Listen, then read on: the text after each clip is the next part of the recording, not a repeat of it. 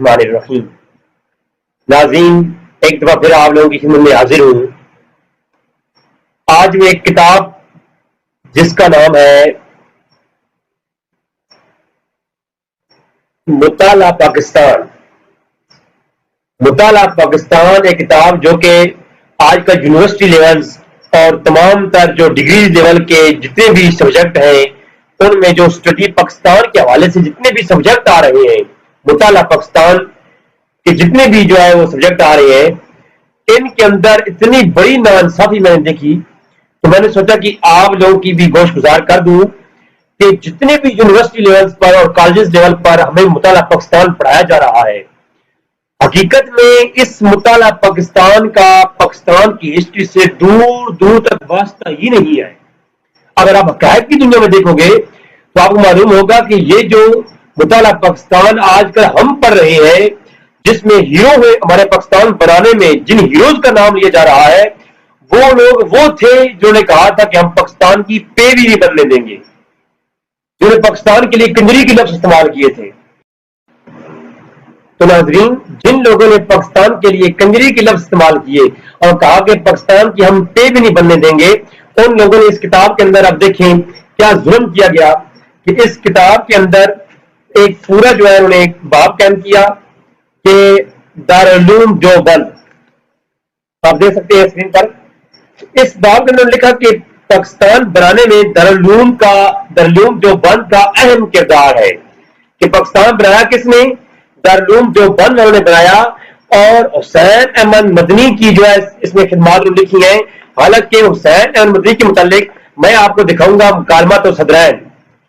یہ لکھنے والا کون ہے؟ شبیر احمد عثمانی، یہی دارالعلوم دیوبند کے علماء کا جو ہے نا ساتھی تھا۔ تو اس نے مکالمات و صدرین کے اندر کیا لکھا، اب دیکھیں ذرا مکالمات و صدرین۔ اس کے اندر پوری تحریک جو پاکستان بنانے میں تحریک تھی، ہم کو کہیں ذکر نہیں ملتا دور دور تک، اور اگر کہیں ذکر کر بھی دیا جائے تو اختصار کے ساتھ۔ علامہ اقبال کا ذکر نہیں ملتا، جبکہ جن لوگوں کو ہیرو پیش کیا جا رہا ہے ان کتابوں کے اندر اور مطالعہ پاکستان کے اندر، حسین احمد مدنی اور قاسم نانوتوی، ان لوگوں کے جو ہے وہ مدرسے کے بڑے بڑے علماء دارالعلوم دیوبند کے۔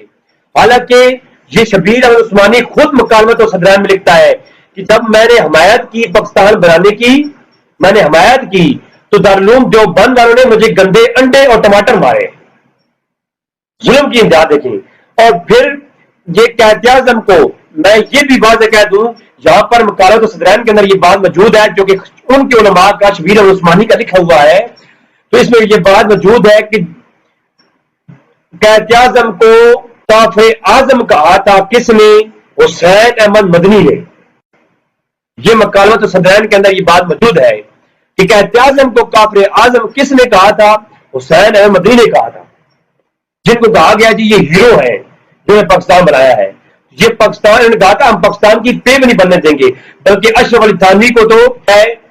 اس دور میں ملتے تھے حکومت سے۔ تو ایک خاص بجٹ جمعیت علماء اسلام جو اس وقت کی ایک بڑی تحریک تھی جو پاکستان بنانے کے حق میں پہلے بالکل تھی ہی نہیں، تو ان کو حکومت جو ہے مالی امداد کرتی تھی۔ یہ مکالمہ صدرین کا سوا ساتھ ہے میرے پاس کہ مولانا حفظ الرحمان صاحب کی تقریر کا خلاصہ، اس کے تحت میں نے ہیڈنگ لگائی ہوئی ہے کہ انہوں نے ان کو دارالعلوم دیوبند کو اور اس تحریک کو حکومت کی طرف سے، انگریزوں کی طرف سے معاوضہ ملتا تھا۔ اشرف علی تھانوی صاحب کو ماہانہ جو ہے وہ 600 روپے کس بات کے ملتے تھے، یہ مکالمہ صدرین ہے۔ تذکرۃ الرشید کے اندر یہ بات موجود ہے۔ بلکہ میں آپ کے سامنے ایک اور حقیقت رکھتا ہوں کہ یہ ناظرین جو بھی مطالعہ پاکستان ہم پڑھتے ہیں آج کل یونیورسٹی لیول پر، کالج لیول پر، یہ سب کے سب فیک، جعلی اور من گھڑت ہے۔ اس کا اسلامی تاریخ اور خصوصاً پاکستان کی تاریخ کے ساتھ، تحریک کے ساتھ دور دور تک واسطہ ہی نہیں ہے۔ یہ تو وہ لوگ ہیں جن کو ہیرو پیش کیا جا رہا ہے، یہ وہ لوگ ہیں جنہوں نے کہا تھا قائد اعظم کافر اعظم ہے، یہ تو وہ لوگ ہیں جنہوں نے کہا تھا ہم پاکستان بنانے کے جرم میں شامل ہی نہیں ہے، یہ وہ لوگ تھے۔ ایک شخص تھا، صرف ایک شخص تھا جو قائد اعظم کی حمایت میں تھا اور پاکستان بنانے کی حمایت میں تھا اس پوری تحریک میں، اور وہ تھا شبیر احمد عثمانی، جس نے یہ مکالمہ صدرین لکھا ہے۔ وہ خود کہتا ہے کہ میں نے پاکستان بننے کی جب حمایت کی نا تو دارالعلوم دیوبند والوں نے مجھے گندے انڈے مارے تھے. یہ میرے پاس مکالمہ صدرین موجود ہے. تو اسی طرح جو ہے میں آپ کو سامنے پیش کروں کہ کلیات اقبال کے اندر علامہ اقبال نے بھی ان لوگوں کی خاص کر نفی کی ہے. کلیات اقبال کے اندر بالکل آخر میں آپ جائیں گے, سب سے آخر میں ایک پوری نظم ہے حسین احمد کے نام سے, اس کے اندر تو کلیات اقبال کے آخر میں جا کر دیکھیں تو ایک حسین احمد کے نام سے پوری جو ہے نا ایک نظم موجود ہے, جس میں اقبال نے حسین احمد مدنی کو مخاطب کر کے کیا کہا, کہتے ہیں اجمن ہنوز ندانت رموز تھی ورنہ دیوبند حسین احمد اینچا ابول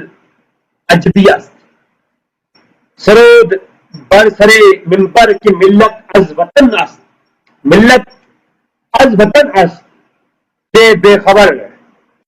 خبر از مقام محمد عربی است. ہمارا یہ حسین احمد جو ممبروں پہ جو ہے نا باتیں کرتا ہے نا بڑی بڑی, اسے کیا پتا کہ اسے خبر ہی نہیں ہے کہ محمد رسول کا مقام کیا ہے. یہ شعر جو علامہ اقبال نے حسین مدنی کے خلاف لکھے تو اس کو مٹانے کے لیے جناب والا کیا کوشش کی گئی. روزنامہ جنگ 1990 جاوید اقبال جو اقبال کا بیٹا تھا اس کو 40 لاکھ کی آفر کی گئی کہ اس کو جناب والا اس شعر کو نکال دو, اور انہوں نے کہا نہیں میں یہ اپنے باپ کے لیے کوئی شعر نہیں نکال سکتا جاوید اقبال میں سے. تو یہ تذکرۃ الرشید کے اندر یہ والے موجود ہے, اس پر کافی لمبی ایک بحث ہو سکتی ہے, لیکن میں نے اختصار کے ساتھ چاہا کہ اس پر میں کلپ ڈال دوں کہ آج کا جو ہم یہ مطالعہ پاکستان ہر جو ہے یہ کالج لیول پر ہم پڑھتے ہیں, اس میں سر حقیقت دور دور تک حقیقت نہیں ہے, دور دور تک اس کی حقیقت کوئی بھی نہیں ہے. تو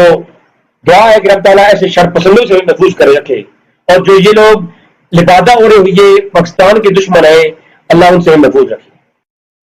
وما علینا الا البلاغ المبین.